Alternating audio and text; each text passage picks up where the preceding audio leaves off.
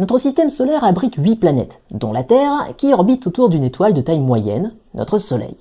Ce qu'on appelle planète correspond en fait à tout corps céleste de forme à peu près sphérique qui tourne autour de son étoile et qui a éliminé autour de lui tout corps susceptible de se déplacer sur une orbite proche. Il faut savoir que cette définition est relativement récente.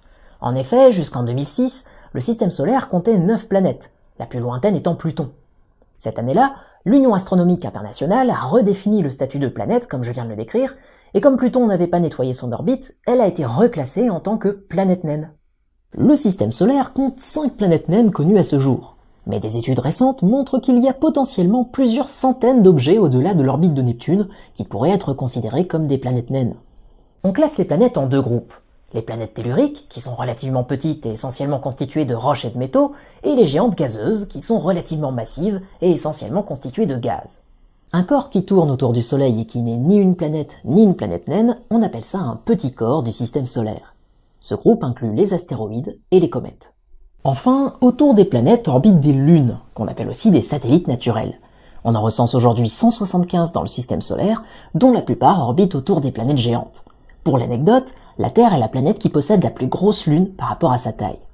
Toutes ces planètes orbitent à peu près dans un même plan, qu'on appelle le plan de l'écliptique. Mais contrairement à une idée répandue, ces orbites ne sont pas circulaires. Leur trajectoire réalise en fait des ellipses, dont l'un des foyers est représenté par le Soleil. Pour estimer la distance des corps du système solaire, les unités de distance habituelles, comme le kilomètre, ne sont pas vraiment très pratiques, parce qu'on arrive très vite à des nombres astronomiques. C'est pourquoi les astronomes utilisent une unité bien plus pertinente à cet égard, l'unité astronomique. Une unité astronomique correspond à la distance Terre-Soleil, ce qui correspond environ à 150 millions de kilomètres. On peut diviser le système solaire en deux zones distinctes. Le système interne, qui abrite notamment les 4 planètes telluriques, Mercure, Vénus, la Terre et Mars, et le système externe, qui abrite entre autres les planètes géantes, Jupiter, Saturne, Uranus et Neptune. Entre les orbites de Mars et Jupiter se trouve une ceinture d'astéroïdes, un vaste anneau de débris issu de la formation du système solaire qui compte entre 1 et 2 millions d'astéroïdes de plus d'1 kilomètre de diamètre, et plusieurs millions d'autres plus petits. Le plus gros objet de cette zone, c'est la planète naine Cérès, qui est environ 3 fois plus petite que notre Lune. Contrairement aux représentations que les films de science-fiction véhiculent, les astéroïdes de la ceinture sont extrêmement lointains les uns des autres. On estime en effet que la distance moyenne entre deux astéroïdes voisins est d'environ 1 million de kilomètres. Un vaisseau spatial pourrait donc la traverser quasiment à l'aveugle, sans aucun problème. La ceinture d'astéroïdes est certes le plus connu des anneaux de débris, mais ce n'est pas le seul. Au-delà de l'orbite de Neptune se trouve la ceinture de Kuiper, un anneau similaire à celui qui trône dans le système solaire interne, mais en beaucoup plus vaste et en beaucoup plus massif. C'est dans la ceinture de Kuiper que résident Pluton et ses lunes, ainsi que d'innombrables petits corps glacés. Le nuage d'Oort constitue la limite extrême de notre système solaire. Ce nuage sphérique est composé de milliards de petits corps glacés. De temps en temps, la gravité des planètes géantes pousse un corps glacé de la ceinture de Kuiper ou du nuage d'Oort à sortir de sa trajectoire pour se rapprocher du Soleil.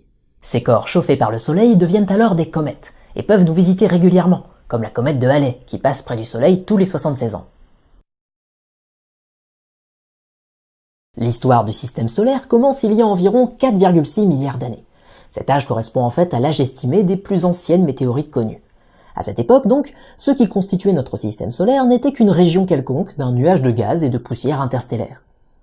L'explosion d'une étoile voisine a probablement perturbé ce nuage, qui s'est alors mis à s'effondrer sur lui-même sous l'effet de sa propre gravité. En se contractant, le nuage s'est mis à tourner de plus en plus vite sur lui-même, ce qui l'a aplati et l'a transformé en disque, comme la boule de pâte du pizzaiolo. On appelle ce disque un disque protoplanétaire. Au centre du disque protoplanétaire, le gaz a continué de se contracter.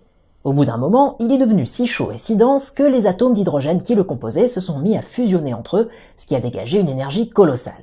Une boule de gaz incandescente s'est alors formée, et on appelle aujourd'hui cette boule notre Soleil.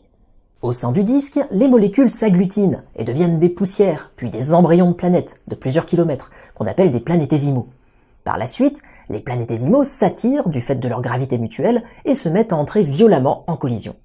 La plupart de ces collisions sont destructives, mais un petit nombre d'entre elles les fait s'agglutiner, et ces planétésimaux grossissent pour former les cœurs des planètes et des planètes naines, dont la taille et la composition dépendent de leur distance au Soleil.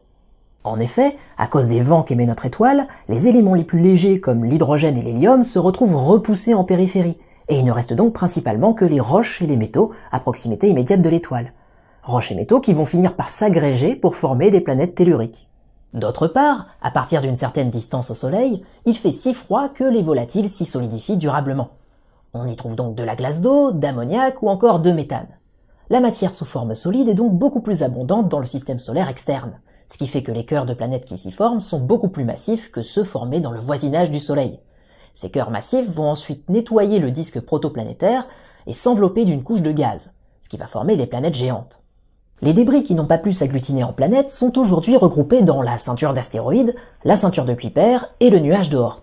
C'est donc à cause de son histoire que le système solaire a acquis la structure qu'il a aujourd'hui. Merci d'avoir regardé cet épisode. Comme d'habitude, vous pourrez retrouver toutes les ressources pédagogiques utilisées pour réaliser ces activités et plus encore sur le site de La Main à la Pâte. Les liens sont disponibles dans la description de la vidéo. À bientôt!